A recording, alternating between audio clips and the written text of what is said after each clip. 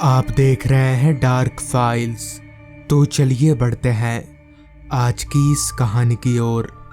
हर रात की तरह ही उस रात भी मैं जब अपने काम से निकला तो वक्त हो रहा था रात के 8:45 का।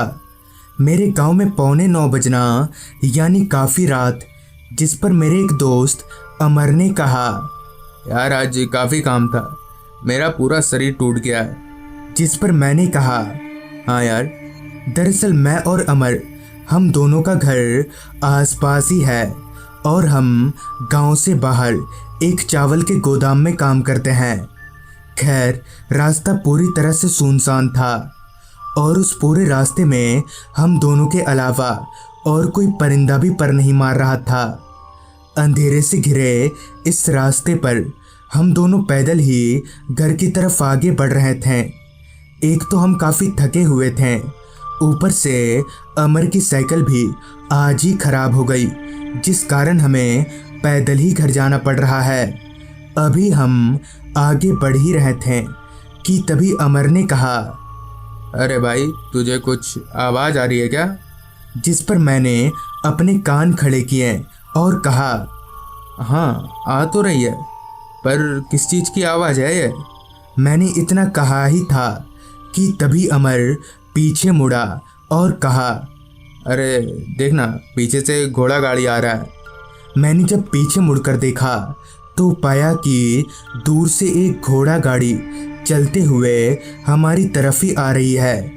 उस घोड़ा गाड़ी को देखकर मैं और अमर रास्ते के एक किनारे खड़े हो गए और वो घोड़ा गाड़ी भी ठीक हमारे पास आकर रुकी।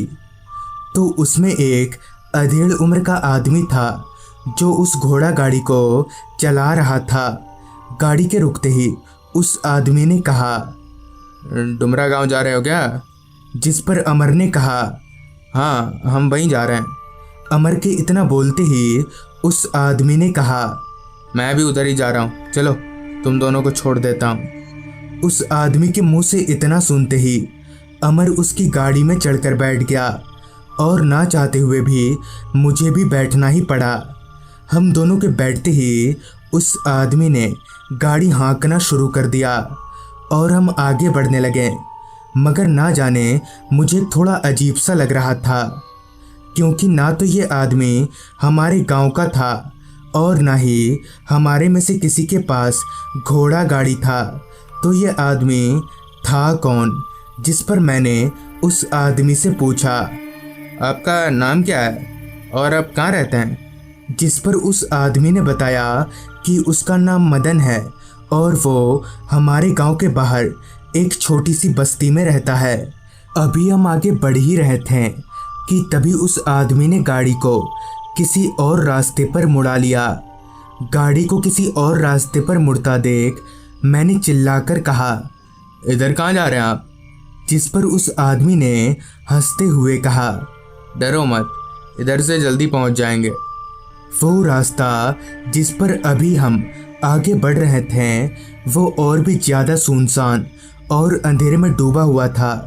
रह रहकर जानवरों के रोने की आवाज़ें आ रही थी उस रास्ते पर। अब मुझे भी थोड़ा थोड़ा डर लगने लगा था कि तभी उस आदमी ने एकदम से गाड़ी को रोक दिया और नीचे उतरकर कहा, रुको मैं अभी आता हूँ। और इतना बोलकर वो आदमी जंगलों के भीतर चला गया। अंदर ही अंदर मेरा डर और भी बढ़ने लगा। जिस पर मैंने अमर से कहा, कहीं हमने इसकी गाड़ी में बैठकर कोई बड़ी मुसीबत तो नहीं मोल ली ना? इस पर अमर ने कहा, क्या बकवास कर रहा है तू? अब उस आदमी को गए हुए काफ़ी वक्त हो गया था, जिस पर हम दोनों ने तय किया कि जंगल के अंदर जाकर देखते हैं कि वो आदमी गया तो गया कहाँ। घोड़ा गाड़ी से उतरकर हम दोनों जंगल के भीतर गए तो पूरा जंगल लंबे लंबे पेड़ और घने अंधेरे से घिरा हुआ था। जंगल इतना सुनसान था कि पैरों के नीचे आ रही सूखे पत्तों की आवाज़ भी हमें साफ साफ सुनाई पड़ रही थी, मगर वो आदमी कहीं दिख नहीं रहा था। तो हम अमर के जिद के कारण थोड़ा और अंदर गए कि तभी मेरी नज़र उस आदमी पर गई जो दूसरी तरफ मुंह करके एक बड़े से पेड़ के नीचे बैठा हुआ था। उस आदमी को देखकर मेरा पारा चढ़ गया, जिस पर मैंने अमर से कहा, देख, हमें अभी आता हूँ बोलकर खुद यहाँ बैठ गया है। अब अमर को भी गुस्सा आ रहा था, तो हम दोनों उस आदमी के पास गए और कहा, अरे भाई साहब, जब जाना ही नहीं था तो हमें बिठाया क्यों? हमने 2-3 बार बोलने के बावजूद भी ना तो वो आदमी कुछ बोला और ना ही हमारी तरफ पलटा। फिर जब मैंने उसके कंधे पर हाथ रखा तो मेरे होश ही उड़ गए। मेरा हाथ उस आदमी के शरीर के आर पार हो गया। मगर ये कैसे हो सकता है कि तभी वो आदमी हमारी तरफ पलटा, जिसका चेहरा देखकर मेरा पूरा शरीर ठंडा पड़ गया और डर के मारे मेरी दिल की धड़कनें बुलेट ट्रेन से भी तेज हो गईं। दरअसल उस आदमी का चेहरा आधा खाया हुआ था और उसकी आंखें बाहर लटक रही थीं कि तभी अमर ने चिल्लाकर भागने को कहा। मगर मेरा पैर मानो जमसा गया था। भागना तो दूर, ठीक से मैं खड़ा तक नहीं हो पा रहा था। किसी तरह से मैंने खुद को संभाला और अमर के साथ दौड़कर भागने लगा। हम इतने डरे हुए थे कि हम भागकर किधर जा रहे थे पता ही नहीं चल रहा था। बस अपनी जान बचाकर दौड़े जा रहे थे। अभी हम आगे बढ़ ही रहे थे कि तभी हमारी नज़र एक बुजुर्ग आदमी पर गई, जो कि रास्ते के एक किनारे खड़ा था। भागकर हम उस आदमी के पास गए और अपनी पूरी आपबीती बताई, जिस पर उस आदमी ने कहा, आज से 10 साल पहले इसी रास्ते पर एक आदमी घोड़ा गाड़ी चलाया करता था। मगर एक रात उसने 2 गलत आदमियों को, जो कि चोर थे, उन्हें अपनी घोड़ा गाड़ी में बिठा लिया था। पहले तो उन चोरों ने उस आदमी को खूब मारा, जिससे वो आदमी वहीं बेहोश हो गया। फिर उन चोरों ने उसके सारे पैसे लूट लिए और उस आदमी को उसी हालत में छोड़कर भाग गए। जंगली इलाका होने के कारण उस बेहोश आदमी को जानवरों ने नोच खाया और तब से उसकी आत्मा इसी रास्ते पर भटकती है। और जब तक उन चोरों को मारकर अपना बदला पूरा ना कर ले, तब तक वो यहीं भटकती रहेगी।